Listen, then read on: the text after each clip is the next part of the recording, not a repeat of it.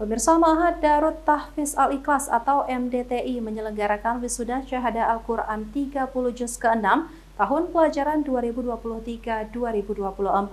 Wisuda dihadiri oleh Ibu PJ Gubernur Aceh, Kepala Kantor Wilayah Kementerian Agama Aceh, dan sejumlah tamu undangan lainnya.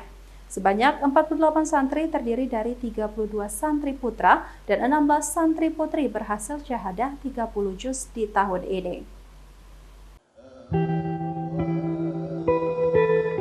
Suasana haru dan isak tangis mewarnai wisuda syahadah Al-Quran 30 Juz yang digelar Ma'had Darut Tahfiz Al-Ikhlas di Amel Convention Hall Banda Aceh.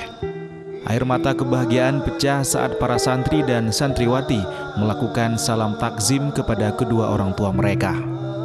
Para hafiz dan hafizah tak mampu membendung air mata mereka karena telah berhasil menyelesaikan hafalan Al-Quran 30 Juz. Meski mereka harus menghadapi berbagai rintangan dan berjuang sekuat tenaga. Air mata kebahagiaan juga terlihat berderai di kelopak mata para orang tua wali karena bahagia dan syukur atas raihan yang telah dicapai oleh Ananda. Bagi para orang tua ini adalah nikmat terbesar yang diberikan Allah kepada mereka. Ya, kami berterima kasih pada ustaz-ustaz, ustazah dan kepala Ma'had. Dan kami alhamdulillah sudah bisa menghafal 30 juz anak kami, dan anak kami sekarang sudah 2 orang yang sudah jadi hafiz di Ma'had Darut Tahfiz.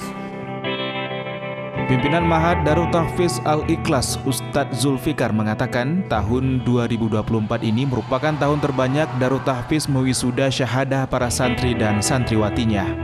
Sejak syahadah pertama hingga syahadah ke-6, Darut Tahfiz telah melakukan wisuda syahadah sebanyak 143 santri dan santriwati yang mampu menghafal Al-Quran 30 juz. Menurut Ustadz Zulfikar, banyak cara yang bisa dilakukan untuk menghafal Al-Quran. Keinginan kuat dan kerja keras untuk menghafal adalah salah satu kunci untuk bisa mengkhatam 30 juz Al-Quran.